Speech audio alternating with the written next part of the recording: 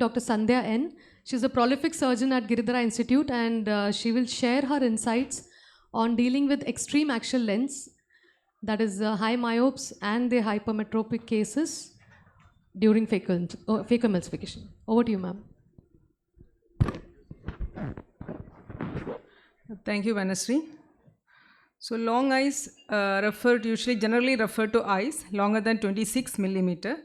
So it is better to avoid needle anesthesia in these patients because of the increased risk of block perforation in these long eyes with thin sclera. This patient had an axial length of 27 millimeter and the IOL power was 15 diopters.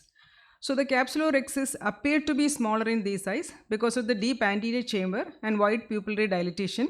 So we have to keep this in mind and should aim for a rhexis that will uniformly overlap the IOL optic all around. So these long myopic eyes have got a deep anterior chamber. So the clear corneal incision should not be too long, because in that case you will have to hold the instruments vertically, and that will make the surgical manipulations difficult and also can distort the wound. And also whenever you are introducing phaco probe into an eye that has got a deep anterior chamber, that is these long eyes, myopic eyes, you should reduce the infusion pressure so that there is no sudden deepening of anterior chamber which can cause pain to the patient and also can make the surgery difficult because you'll have to hold the instruments more vertically. The anterior chamber is very deep. At the end, a single piece lens was implanted. So these eyes, because of the low scleral rigidity, are more prone for what is known as lens iris diaphragm retropulsion syndrome. So here, whenever the anterior chamber is, whenever you're introducing the probe into this eye, so the iris is thrown back onto the anterior rhexis margin, and then there is an iridocapsular contact, and this causes a reverse pupillary block, and this causes sudden deepening of chamber and wide pupillary dilatation. So this will cause stretching of the ciliary body and pain and discomfort to the patient, especially if they are operated under topical anesthesia.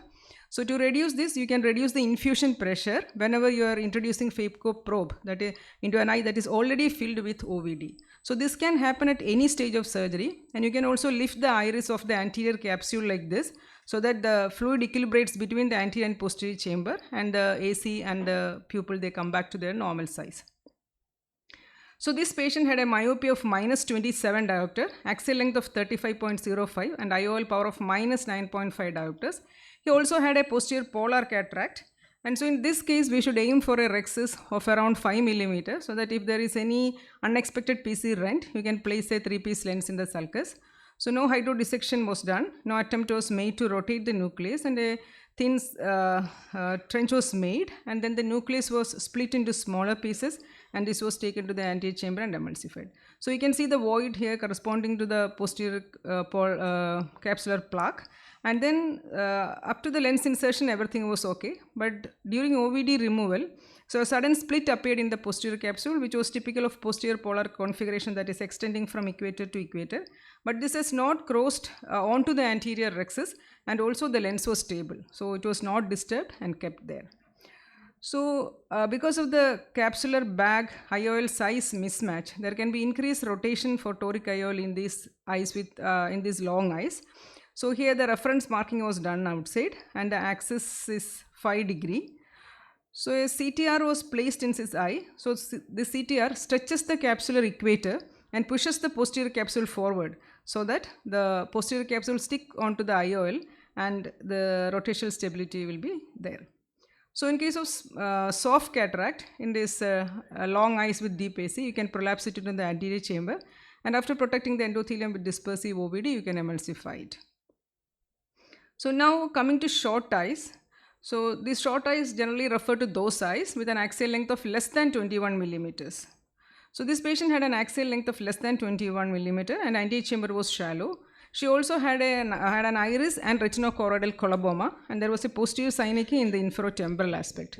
So all the corneal incisions should be beveled and should not have should be beveled so that there is less chance of iris prolapse in these eyes with shallow anterior chamber, and only little trypan should be injected. Sometimes it will go through the coloboma and stain the vitreous cavity. So during the rhexis, you can see the lens started to move, and there was great difficulty in continuing with it. So this indicated generalized sonule weakness, and here the corneal incision can be slightly longer to reduce the incidence of iris prolapse. See, once you hydrodissect, what happens is the lens pop up, so then the iris will be prolapsed like this. So the iris was coming out to the clear corneal incision, so it was reposited carefully. And then whenever you are introducing this phaco probe through an incision where there was iris prolapse, you should switch off the infusion and then enter. So, and after entering the anterior chamber, you can switch it on. So the nucleus pieces were emulsified, here again using low parameters. And before withdrawing the phaco probe, OVD was injected so that there is no sudden chamber shallowing. So fluctuation in the chamber stability, sudden shallowing, and all this can precipitate choroidal effusion in these eyes. And so this, towards the end of the surgery, the anterior chamber became shallow and then the PC was coming. So an Sinski hook was placed under the probe so that the PC won't be touched. And then as you can see here, the cortex was very sticky and it was not coming out because of the lack of counter traction by the sonules. And again, this is an indication of sonule weakness. That is, whenever the OVD was injected, when it was injected, the rexus margin was coming forward. So there was no vitreous in the anterior chamber. So when the CTR was inserted, you can see there was ovalization of the rexus. But when it was inserted completely, it became round because of the stretch of the equator, capsular bag equator. And then a 27 diopter lens was placed inside the bag. So this lens was almost filling the anterior chamber and this was slowly dialed into the bag. So this patient had a refraction of plus 8.5 diopter in the right eye and plus 10.5 diopter in the left eye. And his axial length was 19.69, but the anterior chamber was 2.73. It was looking shallow in slit lamp photograph and there was no choroidal effusion. So in this case, 2 partial thickness sclerectomies were made in 2 quadrants by the VIA surgeon, as you can see here. And then iris hooks were used to provide adequate visualization. So iris hooks are better in these small eyes with shallow anterior chamber for pupillary dilatation. You can also use BHEX ring, which has got a vertical height of only 0.1 millimeter. So you should never make a very small rexus in these eyes because there will be difficulty in pulling out these pieces from the bag. So you should make an adequate size rexus. And also you should never prolapse the nucleus into the anterior chamber and do emulsification there because already there is less space and there is more chance of endothelial damage. And the clear cornea incision can be slightly longer to reduce the chance of iris prolapse. And then after hydrodissection, so the nucleus was divided into multiple pieces and then it was emulsified. It is important to maintain chamber stability and avoid chamber fluctuation to reduce the risk of choroidal effusion as told earlier.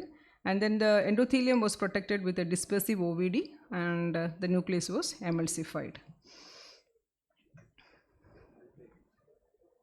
Stuck. And then after placing the intraocular lens, the iris hooks were removed and the case was completed. So in phacoemulsification in eyes with extremes of axial length is not different but can be challenging. And so excellent results can be achieved by meticulous planning and execution of appropriate strategies. Thank you. Thank you, ma'am. Excellent presentation of all the videos and all the tips given. I hope we have taken on a lot of tips which will be of great help to all of us. Thank you.